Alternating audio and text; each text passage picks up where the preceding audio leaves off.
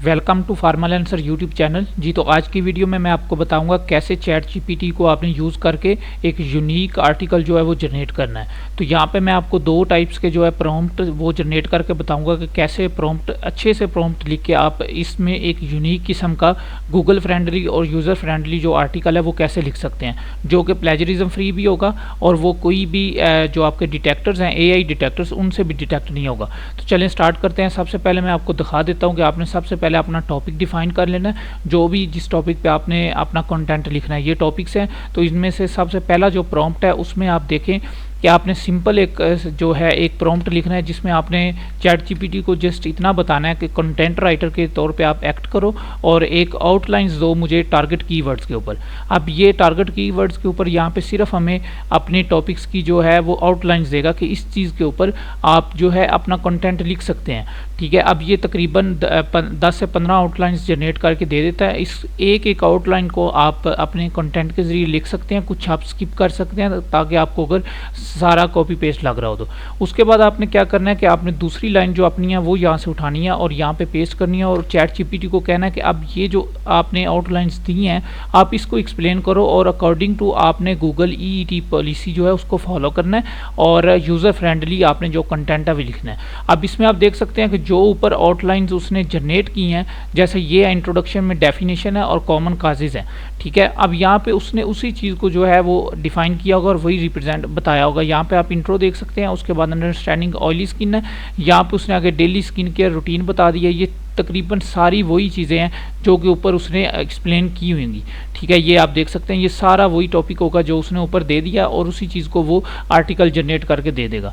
एक तो मेथड ये होता है कि आप सिंपल सा उसको लिख के दें कि हमें आउटलाइंस दें, आउटलाइंस के बाद आप उसको उसी आउटलाइन को एक्सप्लेन करने का तरीका बता दें।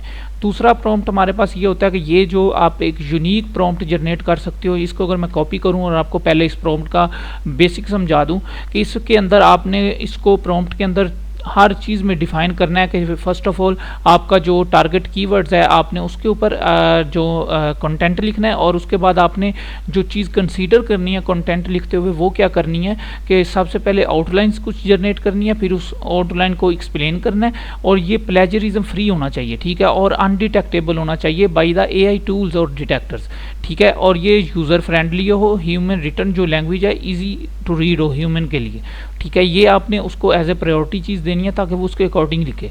उसके बाद आपने टारगेट कीवर्ड अपना यहाँ पे दे देना है। ठीक है, जो कि आपका टारगेट कीवर्ड है। फिर आपने ये 4 स्टेप्स इसको अपने प्रॉम्प्ट के अंदर दे देने हैं कि SEO ऑप्टिमाइज टाइटल भी आप लिखो, मेटा डिस्क्रिप्शन भी आप प्रोवाइड करो और आपने कंटेंट की लेंथ बता देनी है कि आपने कितने वर्ड्स का कंटेंट लिखना है और साथ में आपने इसको कहना है कि गूगल EEAT जो पॉलिसी है उसको आपने फॉलो करना है और यूज़र फ्रेंडली जो कंटेंट है वो लिखना है। उसके बाद आपने क्या करना है कि उसको कहना है कि find related keywords.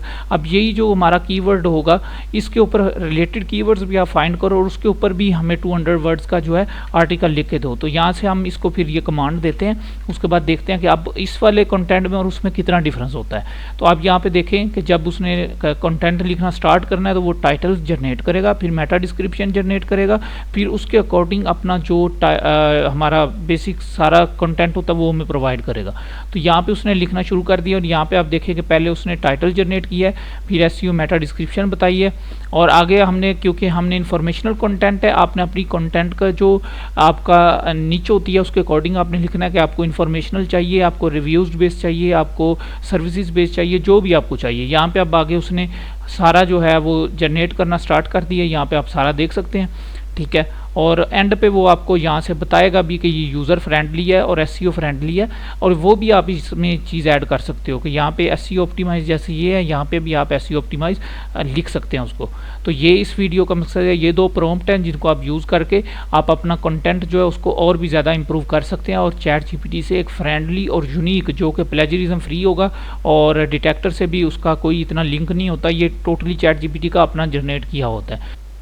Thank you very much for watching this video. Kindly subscribe my YouTube channel.